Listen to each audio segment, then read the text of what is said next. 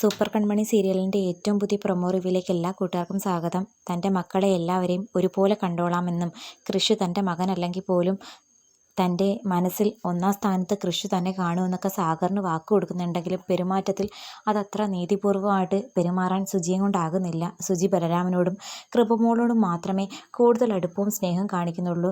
നന്നായിട്ട് ഫീൽ ചെയ്യുന്നുണ്ട് കൃഷിനെന്ന് മനസ്സിലാക്കിയ സാഗറാണെങ്കിൽ അവളെ ഉപദേശിക്കാൻ പോകുന്നു.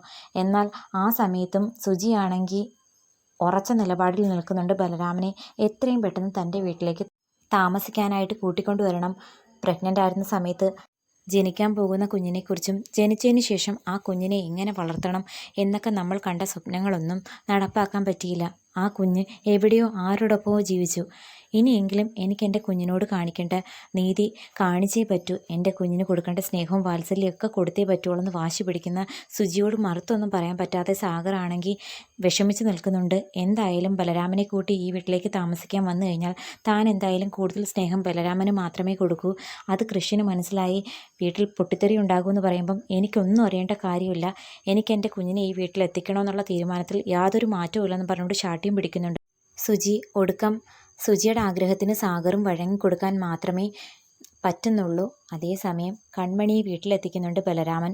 ആ സമയത്തും കൺമണിയാണെങ്കിൽ ക്ഷീണം കൊണ്ട് മയങ്ങിപ്പോയിരുന്നു. കൺമണിയെ തട്ടി വിളിച്ച് വീടെത്തിയെന്ന് പറയുമ്പം സോറി സാർ, ക്ഷീണം കൊണ്ട് ഞാൻ അല്പം മയങ്ങിപ്പോയെന്ന് പറയുമ്പം സാരമില്ല, എനിക്ക് മനസ്സിലാകും, കൃഷിന് വേണ്ടിയിട്ട് ഒരുപാട് കഷ്ടപ്പെട്ടിരുന്നു ഹോസ്പിറ്റലല്ലേ എന്ന് ബലരാമൻ ചോദിക്കുമ്പം അതിലൊന്നും എനിക്കൊരു പ്രശ്നവുമില്ല, എനിക്ക് സന്തോഷമേ ഉള്ളെന്ന് പറഞ്ഞ് കൺമണിയാണെങ്കിൽ ഡോറ് തുറന്നിറങ്ങുന്ന സമയത്ത് ബലരാമനെ കണ്ട് ധനലക്ഷ്മിക്ക് ഭയങ്കര സന്തോഷമാകുന്നു. ശ്രീനിവാസനും വരുന്നുണ്ട്.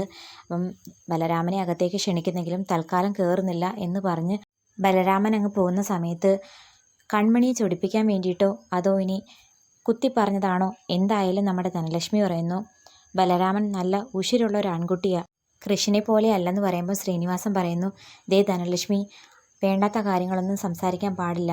മോൾ എന്തായാലും ഹോസ്പിറ്റലിൽ നിന്ന് വന്നതല്ലേ, പോയി റെസ്റ്റ് എടുക്കാൻ പറഞ്ഞ് കൺമണി അകത്തേക്ക് പറഞ്ഞു വിടുന്നുണ്ട്.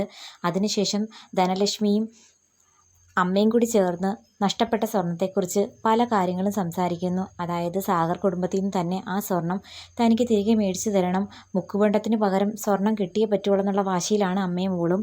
കൺമണി ഒന്നും മിണ്ടാതെ ദേഷ്യപ്പെട്ടു പോകുന്നത് കണ്ട് ദേ കൺമണി പിണങ്ങിപ്പോകല്ലേ എന്ന് പറഞ്ഞ് ധനലക്ഷ്മി ആണെങ്കിൽ പിന്നാലെ പോയി അവളുടെ കൈയെ പിടിച്ച് തടഞ്ഞു നിർത്തുന്നുണ്ട്. എന്തായാലും നമ്മുടെ സുജിയാണെങ്കിൽ ബലരാമനെയും കാത്ത് ഗേറ്റിൻ്റെ മുമ്പിൽ തന്നെ നിൽക്കുന്നു.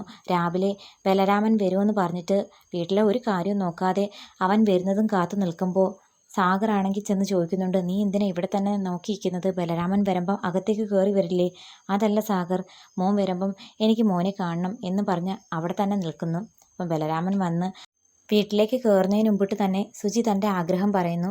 ഈ അമ്മയും അച്ഛനും ജീവിച്ചിരിക്കുന്നിടത്തോളം കാലം മോൻ ഈ വീട്ടിൽ തന്നെ കാണണമെന്നും നിനക്കൊരു സഹോദരിയുണ്ട്, കൃപമോളുടെ കാര്യം ഞങ്ങളില്ലെങ്കിൽ പോലും മോൻ ഭംഗിയായിട്ട് നോക്കണം എന്നൊക്കെ പറയുമ്പം അതെന്താ അമ്മ അങ്ങനെ പറയുന്നത്, കൃഷിയും കൂടി ഇല്ലേ എന്ന് പറയുമ്പോൾ സാഗറാണെങ്കിൽ ആകെ ഷോക്കാകുന്നുണ്ട്. എന്തായാലും ബലരാമനോട് ഈ വീട്ടിൽ നിൽക്കാൻ പറയുമ്പം സമ്മതിക്കണമെങ്കിൽ എനിക്കൊരു കാര്യം കൂടി ഉണ്ട് എന്ന് പറയുമ്പം സാഗറാണെങ്കിൽ ഞെട്ടുന്നുണ്ട്. ബലരാമൻ പറയാൻ പോകുന്ന കാര്യം എന്താണെന്ന് ആലോചിച്ചിട്ട് എന്തായാലും വീട്ടിലെ എല്ലാവർക്കും ഒരുപോലെ സമ്മതമാണെങ്കിൽ മാത്രമേ താൻ ഈ വീട്ടിൽ നിൽക്കുന്നുള്ളൂ എന്നെങ്ങാണായിരിക്കും മിക്കവാറും രാമൻ പറയാൻ പോകുന്നത്.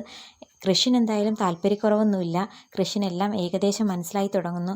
സ്വന്തം അമ്മയും അച്ഛനും അല്ല എന്നുള്ള കാര്യമല്ല, അമ്മയ്ക്ക് തന്നോട് എന്തോ ഒരു മാറ്റം ഉണ്ടെന്നുള്ള കാര്യം ഉറപ്പാകുന്നുണ്ട് പുള്ളിക്കാരന്. അധികം താമസിക്കാതെ ഈ പോക്ക് പോകുവാണെങ്കിൽ എല്ലാ സത്യങ്ങളും കൃഷിയായിട്ട് തന്നെ കണ്ടുപിടിക്കും. കാത്തിരിക്കാം.